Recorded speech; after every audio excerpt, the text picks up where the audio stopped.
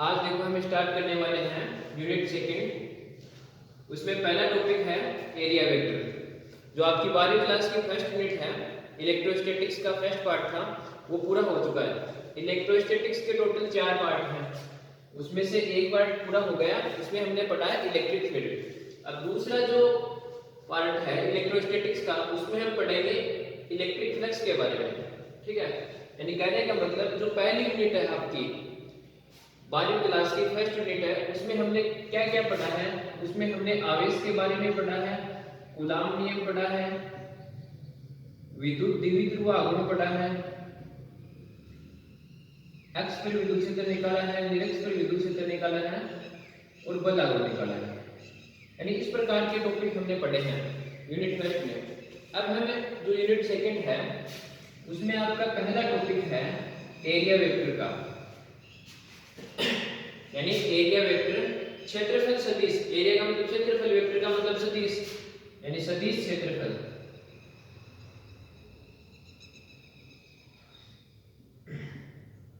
सदिश क्षेत्रफल। अब ये जो टॉपिक है आपकी सेकंड यूनिट में फर्स्ट टॉपिक है एरिया वेक्टर का। ये टॉपिक है, ये बोर्ड एग्जाम में कभी पूछते है नहीं कि क्षेत्रफल सदिश क्या होता है, लेकिन इसके बगैर सेकंड यूनिट संभव है ही नहीं, क्योंकि हर टॉपिक में एरिया वेक्टर का काम पड़ेगा। तो इसलिए ये टॉपिक मैं आपको पहले समझा रहा हूँ। आपकी बोर्ड एग्जाम में नहीं पूछेंगे कि एरिया वेक्टर क्या होता है, क्षेत्रफल सदिश होती है या अदिश होती है, ये सिर्फ बेसिक नॉलेज है। लेकिन इस टॉपिक के बगैर सेकंड यूनिट का एक भी टॉपिक आप नहीं कर पाओगे। जो सेकंड यूनिट है उसका एक भी टॉपिक इस एरिया वेक्टर के बगैर आप नहीं कर पाओगे। तो पहले आप इस क्षेत्रफल सदिश को समझो कि क्षेत्रफल सदिश क्या होता है। क्षेत्रफल देखो, हम बहुत सी आकृतियां हैं उनका क्षेत्रफल निकालते हैं। क्षेत्रफल कैसी राशि होती है मैं आपको पहले ही बता दे रहा हूँ, सदिश राशि होती है। अभी कैसे होगी सदिश ये भी मैं समझा दूंगा।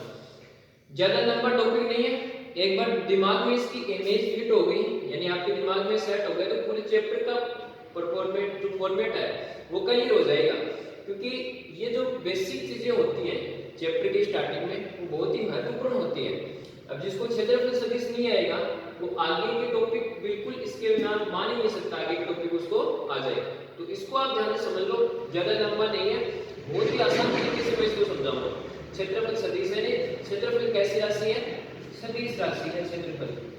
तो देखो हमारे पास बहुत सी आकृतियां हैं, जैसे ये सर्किल है हमारे पास, इसका क्षेत्रफल हमारे पास होता है पाई आर स्क्वायर। ठीक है, दूसरा हमारे पास कोई स्क्वायर है,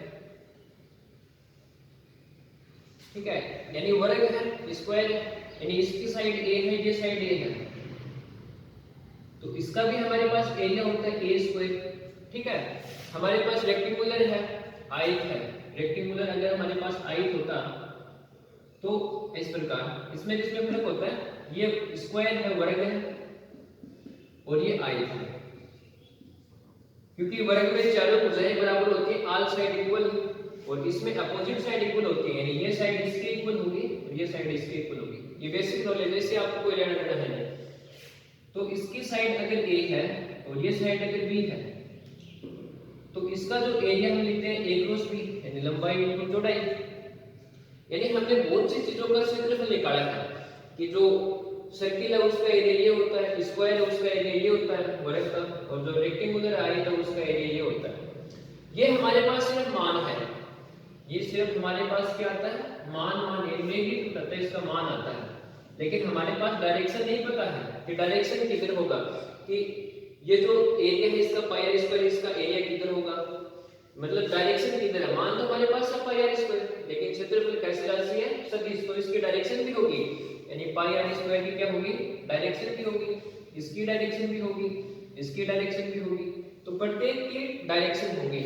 अब वो डायरेक्शन किधर होगी, तो क्षेत्रफल सदिश है उसकी डायरेक्शन हमेशा होती है अभिलंबुत बाहर की ओर, यानी परपेंडिकुलर आउटवर्ड, अभिलंबुत बाहर की ओर।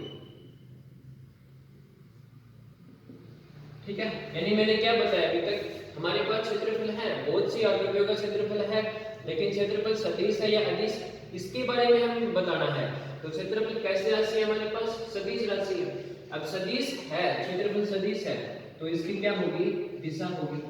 अब दिशा किधर बताइए मैंने, अभिलंबवत बाहर की ओर, अभिलंबवत बाहर की ओर।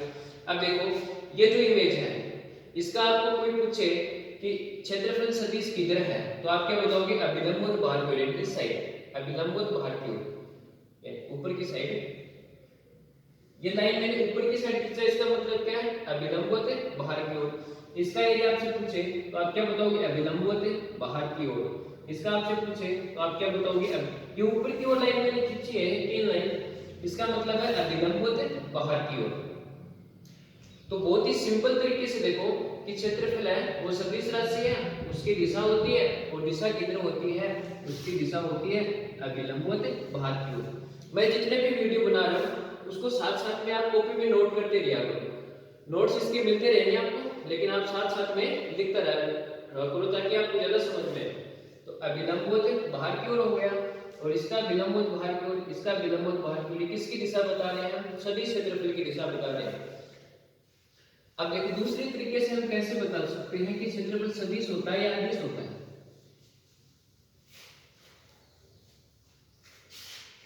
ये लाइन बहुत इंपॉर्टेंट है, एक इतनी लाइन इसी पर बात होने वाली है पूरे वीडियो में, इसी पर।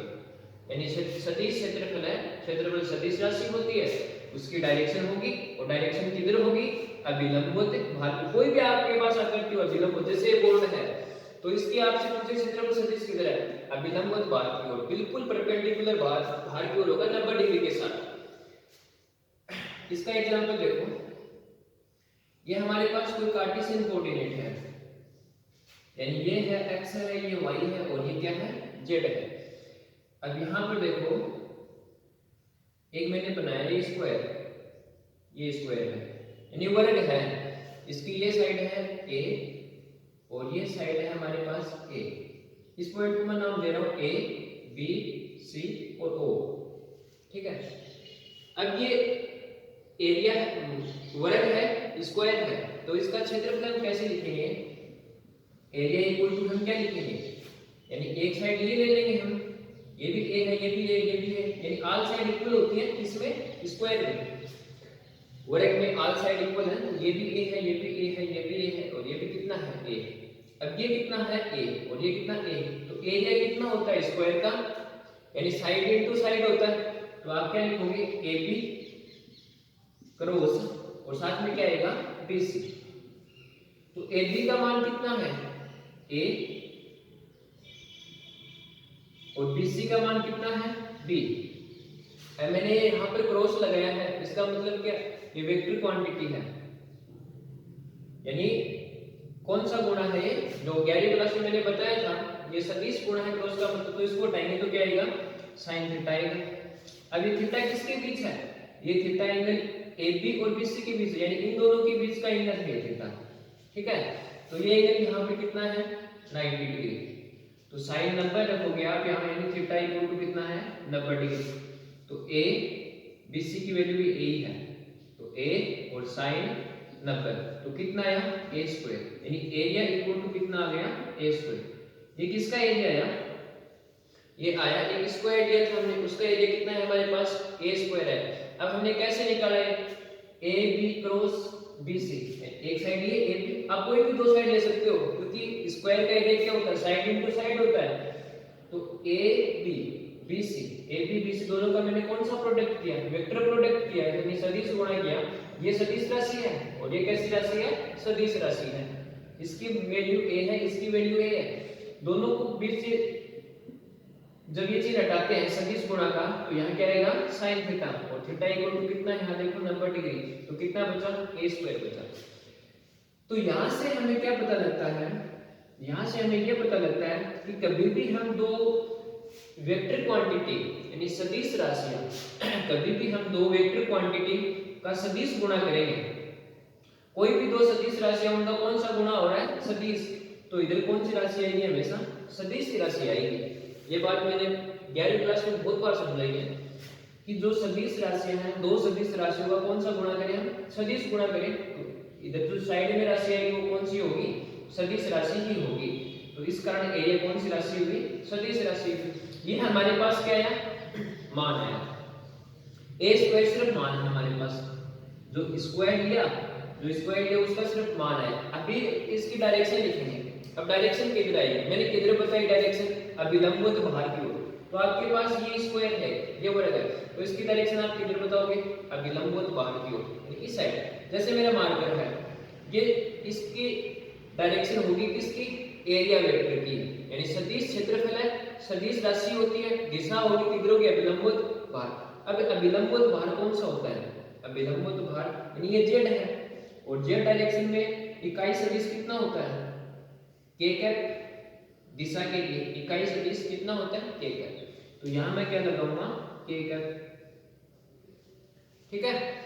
अब देखो इसकी अभिलंबवत बाहर की ओर, अंदर की ओर हो सकता है। जैसे आप इसको इस प्रकार समझो, देखो ये मेरे पास एक प्लेन है, मतलब ठीक है इस प्रकार। अब ये इसका आप एरिया निकाल रहे हो, ठीक है, इसका एरिया आपके पास मान लो a स्क्वायर आ गया, इसका एरिया आ गया आपके पास a स्क्वायर, यानी ये इसकी क्या है, वैल्यू है। लेकिन आपको इसकी डायरेक्शन बतानी है, सरफेस की डायरेक्शन किधर है, तो आप डायरेक्शन किधर बताओगे, ऐसे बताओगे अभिलंबवत बाहर की ओर है।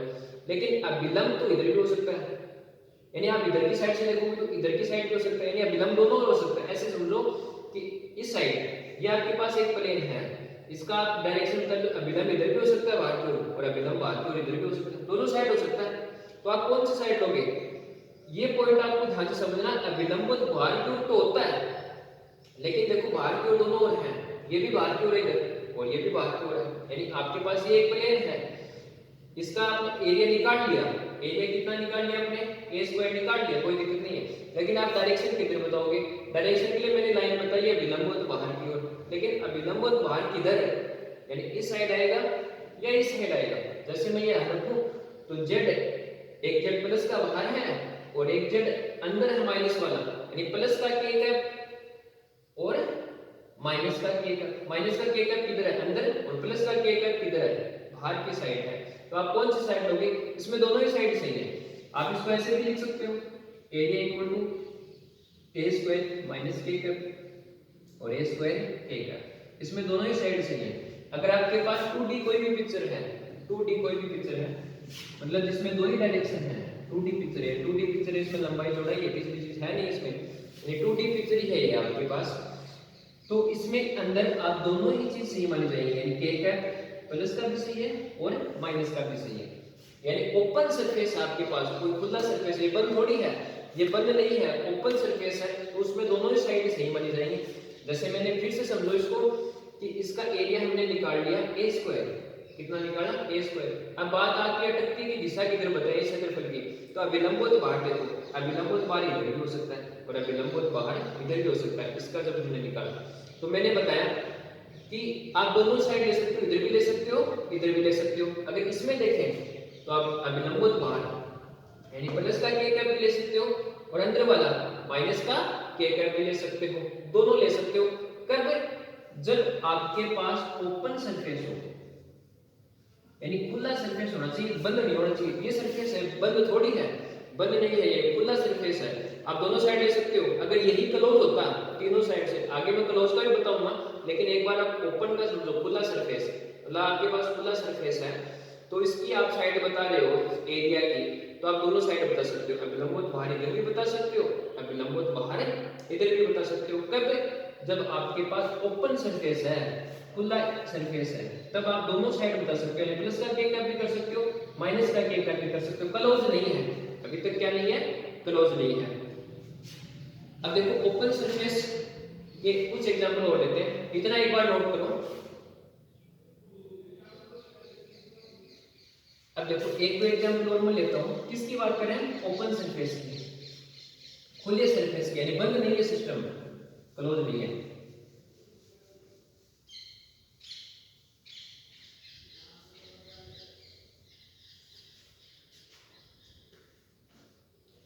देखो कुछ एग्जांपल ऐसे हैं, ये मैंने कोई आकृति बनाई ऐसे, एक आकृति मैंने ऐसे बनाई। अब इसको, इसमें आपको बताना है कि एरिया वेक्टर किधर होगा, इसका एरिया वेक्टर किधर होगा और इसका एरिया वेक्टर किधर होगा, दोनों साइड, दोनों को समझो। देखो एक में मैंने ऐसे रखा है इसको, और एक में मैंने ऐसे किया इसको परपेंडिकुलर, यानी जो प्लेन है उसके परपेंडिकुलर किया, यानी अंदर की साइड ऐसे, और एक में मैंने इसको ऐसे रखा। और आपसे ऐसे पूछे कि सदिश क्षेत्रफल की दिशा किधर होगी, तो आप जब इसको इस प्रकार रखोगे, यानी इस डायग्राम को देखो, ये कॉपी को देखो, अब जब आप इसको इस प्रकार रखोगे तब आप क्या बताओगे, देखो इसका डायरेक्शन इधर ही हो सकता है और इसका डायरेक्शन इधर ही हो सकता है, दोनों हो सकता है, क्योंकि ओपन सरफेस है। आप ऐसे मत समझो कि ये चारों ओर से बंद है तो क्लोज हो गया, ये ओपन सरफेस है, ओपन सरफेस है, और ये भी ओपन है, यानी 2D पिक्चर है, विथ दो डायरेक्शन, दो डायरेक्शन काम में है इसमें, तीसरी डायरेक्शन थोड़ी है इसमें, ये प्लस का एक्स है, ये प्लस का वाई है, ये माइनस का वाई है, इस प्रकार दो ही डायरेक्शन तो है इसमें, एक्स और वाई, जेड थोड़ी काम में आ रहा है, यानी कितनी द्विविमीय में निर्देशांक है, 2D का मतलब द्विविमीय में, दो ही दिशा है, दो दिशाओं में, तो वो क्या होगा, ओपन होगा, खुला सरफेस होगा। अगर 3D पिक्चर आती, यानी त्रिविमीय निर्देशांक आता x y z तीनों, तो वो क्लोज होता। अब आप इसकी डायरेक्शन पूछे आपसे, आप ऐसे रखोगे, ऐसे रखोगे इसको, और क्षेत्रफल आप इसका कितना भी निकाल लोगे, क्षेत्रफल लंबाई गुणा चौड़ाई जो भी आपके पास फॉर्मूला है निकाल लोगे, लेकिन बात सिर्फ आपको दिशा समझनी, दिशा किधर होगी, तो दिशा देखो, अभिलंब बाहर इधर होगा, इसका अभिलंब बाहर इधर होगा, और इसका अभिलंब बाहर इधर भी हो सकता है, इधर की साइड भी हो सकता है, तो इसमें दोनों ही सही है, जो आपके पास जो भी 2D पिक्चर है उसमें दोनों ही आपके पास क्या है, सही आंसर है। इसके कुछ और एग्जांपल लेते हैं, देखो ओपन सरफेस के, ओपन सरफेस एक बार बता रहा हूं जिसमें सिर्फ दो डायरेक्शन काम में आ रहे हैं, ये मैंने कार्टेशियन कोऑर्डिनेट बनाया x y और z, यहां पर ये कोई सर्किल है, ये कोई सर्किल है, ठीक है, अब ये इसका ओरिजिन है, अब इसका आपको एरिया बताना है, तो आप एरिया तो इसका बता दोगे, क्या बताओगे, पाई आर स्क्वायर, सर्किल है इसका एरिया पाई आर स्क्वायर होता है, अगर इसकी रेडियस मान लो तो, लेकिन आप इसकी डायरेक्शन किधर बताओगे, साथ में डायरेक्शन भी तो लिखनी है, तो डायरेक्शन इसकी किधर होगी, इसकी डायरेक्शन होगी अभिलंबवत ऊपर की ओर, या देखो ऐसे है, ये इस प्रकार है, ये ठीक है, इस प्रकार है, ये सर्किल ऐसे है, कौन से तल में है, x और z तल में है, x और z तल के अंदर स्थित है, ये ऐसे है। अब आप इसकी डायरेक्शन किधर बताओगे, इसकी डायरेक्शन आप किधर बताओगे, ऐसे स्थित है, ये जैसे मेरी कॉपी है इस प्रकार स्थित है, तो इसकी डायरेक्शन आप किधर बताओगे, अभिलंबवत बाहर की ओर, यानी ऊपर की ओर, अभिलंबवत बाहर की ओर, ऊपर की ओर होगा, इस प्रकार, समझ गए बात है। तो यहाँ पर कितना आएगा, j का, क्योंकि ऊपर की ओर कौन सा है, j, ऊपर की ओर यही तो है j।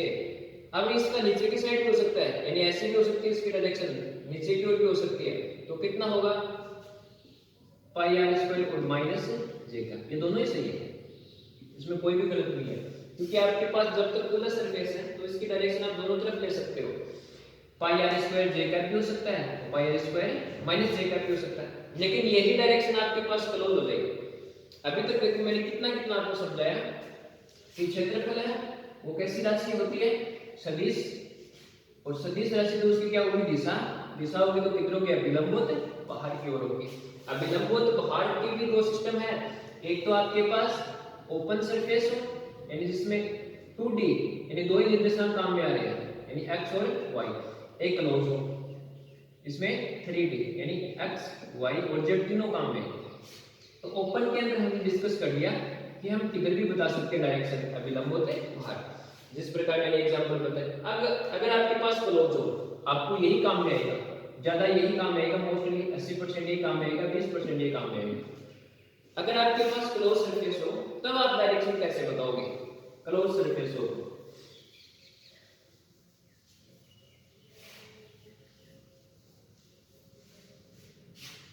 देखो ये बहुत ही इंपॉर्टेंट एग्जांपल है क्लोज सरफेस का। अगर आपके पास बंद प्रश्न तो आप डायरेक्शन किधर बताओगे क्षेत्रफल की। ये मेरे पास कोई क्यूब है, घन है, ठीक है, अब इसके टोटल 6 फलक है, टोटल कितने फलक है इसके, 6 फलक है, यानी 1 2 3 4 5 और 6, यानी टोटल इसके कितने फलक होते हैं, 6 फलक होते हैं। कोई भी क्यूब होता है उसके टोटल 6 फलक होते हैं। अब आपको डायरेक्शन बतानी है, छह फलक की आप डायरेक्शन किस प्रकार बताओगे? जैसे आपसे पूछे कि इधर वाले फलक की डायरेक्शन इधर होगी, इधर वाले की इधर होगी, ऊपर वाले की ऊपर की ओर होगी, नीचे वाले की सामने वाले की, तो इसको आप कैसे समझोगे? देखो इसको एग्जांपल की सहायता से आप समझ पाओगे आसानी से। यही है, देखो ये आपके पास कोई ट्यूब है, छह डायरेक्शन है, क्लोज सरफेस आ गया इस पर। अब आप इसके डायरेक्शन कैसे बताओगे? टोटल 6 है, ये 1 नंबर है, ये 2 नंबर है, और फिर इधर वाला 3 नंबर, और फिर ये 4 नंबर, ये ऊपर वाला 5 नंबर, और ये 6 नंबर है। ठीक है, टोटल डायरेक्शन की टोटल फेस कितने हैं इसके? 6 है। अब आपको इस फेस की डायरेक्शन बतानी है। कोई आपसे बोलेगा 1 नंबर दिया है, इस फेस की डायरेक्शन बताओ, इस फेस की डायरेक्शन किधर होगी? अब ये क्लोज है, इसमें 3D पिक्चर है, देखो 3 कोऑर्डिनेट काम में आएंगे, इसमें x भी काम में आएगा, y भी काम में आएगा, z भी काम में आएगा। देखो यहाँ पर देखो 3 डायरेक्शन होगी, 1 2 3। इस कोने को देखो 3 डायरेक्शन है ना, 1 2 और इधर वाले 3, तो इस ये कौन सी सरफेस होगी? क्लोज। अब इसमें आप क्षेत्रफल सदिश की दिशा किधर बताओगे? देखो अब इसमें दिशा बताओगे इस सरफेस की अभिलंबवत बाहर आपकी ओर, इधर अभिलंबवत बाहर की ओर। इसमें आप अंदर की ओर नहीं बता सकते क्योंकि ये कैसा है? क्लोज है चारों ओर से। इसकी दिशा किधर होगी? अभिलंबवत बाहर की ओर। इस सरफेस की दिशा पूछे आपसे, तो आप इसकी दिशा किधर बताओगे? अभिलंबवत बाहर की ओर, इधर। फिर इस सरफेस की दिशा पूछे आपसे, तो आप बताओगे अभिलंबवत बाहर की ओर, ऊपर की ओर। फिर नीचे वाली सरफेस की, इस सरफेस की आप डायरेक्शन बताओगे, तो आप किधर बताओगे? अभिलंबवत नीचे की ओर। फिर मेरी ओर जो सरफेस है, फेस है, इसकी डायरेक्शन आप किधर बताओगे? अभिलंबवत बाहर की ओर। फिर जो पीछे की ओर बचा, इसके आप किधर बताओगे? अभिलंबवत बाहर की ओर। यानी यही डायग्राम है। इस डायग्राम को और इस डायग्राम में कोई डिफरेंस नहीं है, आपको सिर्फ दिशा बतानी है। आपके पास कोई भी एक ट्यूब है, अब ट्यूब के टोटल 6 फलक है, 6 फेस है, और 6 फेस की आपको क्या बतानी है? एरिया वेक्टर बताना है, क्षेत्रफल सदिश बताना है। सीधा सा देख लो, अभिलंबवत बाहर, यानी अभिलंबवत बाहर इधर होगा, अंदर की ओर नहीं होगा। अभिलंबवत बाहर, अभिलंबवत बाहर, अभिलंबवत बाहर की ओर। तो इस टॉपिक का जो निष्कर्ष निकला है वो क्या है? जो एरिया वेक्टर है, इसको हिंदी में बोलेंगे सदिश क्षेत्रफल। वो कैसी राशि होती है? सदिश राशि होती है, और इसकी क्या होती है? दिशा। और दिशा की होती है अभिलंबवत बाहर की ओर। इसके अंदर भी 2 टाइप मैंने बताए, एक बताया ओपन सरफेस का, एक बताया क्लोज सरफेस का। यानी एक आपके पास 2D पिक्चर हो और एक आपके पास क्या हो? 3D पिक्चर हो। यानी 2D में आपके पास 2 कोऑर्डिनेट काम में x और y, और 3D पिक्चर होगी उसके पास आपके क्या काम है? x y और z, जैसे ये है। तो इसमें किधर बताओगे आप? अभिलंबवत बाहर की ओर। यानी मैंने अभी जो आपको दिखाया है अभिलंबवत बाहर की ओर, इधर की ओर, इधर की ओर, यानी इस साइड, इस साइड, इस साइड, अभिलंबवत बाहर की ओर आपको दिशा बतानी है। लेकिन आपके पास ये ओपन सरफेस हो, जैसे आपके पास ये कोई भी ओपन सरफेस हो, इसकी दिशा आप किधर बताओगे? ये ओपन है, ऐसे मत समझो कि चारों ओर से लाइन खींच दिया तो बंद हो गए, ये ओपन ही है। जब तक x y z तीनों काम में ना आए तब तक ओपन है। जैसे इसमें तीनों काम में आ रहे हैं, ये x हो गया, ये y हो गया, और ये कौन सा हो गया? z। लेकिन इसमें 2 ही तो हैं, एक x है, दूसरा कौन सा है? y। यहाँ देखो, इस पॉइंट को पकड़ो और इस पॉइंट को पकड़ो, तो ये x और ये y और ये z, यहाँ तीनों काम में आ रहे हैं, x y और z, तो ये क्लोज है। लेकिन ये ओपन है क्योंकि इसमें क्या x और y है। अब इसमें आपसे कोई दिशा पूछे, देखो इसमें आपसे कोई दिशा पूछे तो आप कैसे बताओगे? अभिलंबवत बाहर, यानी ऐसे है परपेंडिकुलर इस बोर्ड के ऐसे, तो आप इधर भी बता सकते हो और इधर भी बता सकते हो। ठीक है, इस प्लेन की दिशा इस साइड भी हो सकती है, इस साइड में, इसका विलंब दोनों ओर है, आपकी मर्जी उधर ले लो। लेकिन जैसे ही 3D पिक्चर आई, यानी ये क्लोज है, तो इसकी दिशा आप चारों ओर नहीं बता सकते। इसकी दिशा एक ही कंडीशन होगी, इधर ही बाहर की। आप ऐसे नहीं कर सकते, इसको दोनों ओर नहीं कर सकते। जैसे इसकी दिशा पूछे तो इधर ही, मेरी ओर नहीं हो सकती। ठीक है, तो ये आप जो एरिया वेक्टर टॉपिक है, इसमें इतना ही आपको ध्यान रखना है कि सदिश क्षेत्रफल है, सदिश राशि होती है, इसकी दिशा होगी और किधरों की अभिलंबवत बाहर की ओर। 2D पिक्चर में आप पर डिपेंड करता है, आप इस साइड ले सकते हो या इस साइड भी ले सकते हो। लेकिन जो 3D पिक्चर है, क्लोज सरफेस है, उसमें अभिलंबवत बाहर ही होगा। इस लाइन को आप इंपॉर्टेंट दिमाग में बैठा लो। ठीक है, अब अगला टॉपिक आएगा आपका इलेक्ट्रिक फ्लक्स का।